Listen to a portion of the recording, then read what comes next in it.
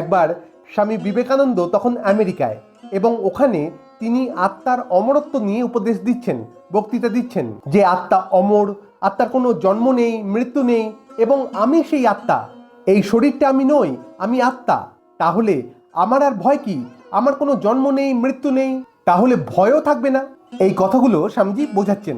তো এমন সময় ওখানকার কিছু স্থানীয় ভবঘুরে যুবক, যাদেরকে ওখানকার ভাষায় বলা হয় কাউবয়, তো তারা মনে মনে ভাবলেন, স্বামীজি এত কথা বলছেন যে আত্মা অমর, আমরাও অমর, তাই আমাদের ভয়হীন হতে হয়।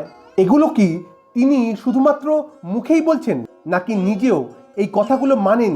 সত্যি সত্যি কি স্বামীজি ভয়হীন হতে পেরেছেন? তারা ভাবলো একটা পরীক্ষা করা যাক। এই বলে স্বামীজিকে তাদের ওখানে গিয়ে বক্তৃতা দেওয়ার জন্য অনুরোধ করলেন। তো যথারীতি স্বামীজি গেলেন।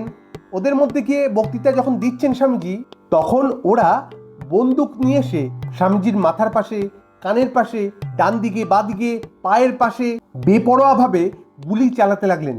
কিন্তু আশ্চর্যভাবে স্বামীজির তাতে কোনো ভ্রুক্ষেপ হলো না। তিনি বক্তৃতা দেওয়া থামালেন না, এমনকি মুখেও কোনো ভয়ের ছাপ পর্যন্ত এলো না।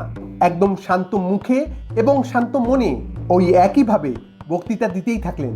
এবং সেই দেখে ওই কাউবয়গুলো ধন্য ধন্য হয়ে গেলেন, এবং ওনারা বন্দুক ফেলে দিয়ে স্বামীজির কাছে গিয়ে প্রত্যেকে মাথা নত করে বলে উঠলেন, হেয়ার ইজ আওয়ার হিরো।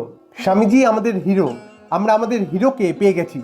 এবং স্বামীজির মতো আমরাও যদি এই কথাগুলোতে, যে আমরাই আত্মা এবং আত্মা অমর, আত্মার কোনো জন্ম নেই, মৃত্যু নেই, এই কথাগুলোতে একদম সম্পূর্ণ রূপে বিশ্বাস করতে পারি, দীর্ঘদিন ধরে, একদম বছরের পর বছর ধরে প্রত্যেক দিন আমরা এইটা বিশ্বাস করাতে পারি, তাহলে আমরাও এরকমভাবেই নির্ভীক, ভয়হীন হয়ে উঠতে পারবো, মৃত্যুকে জয় করতে পারবো। আমরা তো সাধারণ মানুষরা মৃত্যু ভয় মরি, মরতে ভীষণ ভয় পাই। কিন্তু যে একবার মৃত্যুকে জয় করেছে, আসল সত্যকে জেনেছে, বিশ্বাস করেছে, মেনেছে, সে হয়ে ওঠে মৃত্যুঞ্জয়। আর যে ব্যক্তি একবার ভয়শূন্য হতে পারে, নির্ভীক হতে পারে, তার সামনে সারা পৃথিবী এই কাউবয়গুলোর মতনই মাথা নত করতে বাধ্য হয়।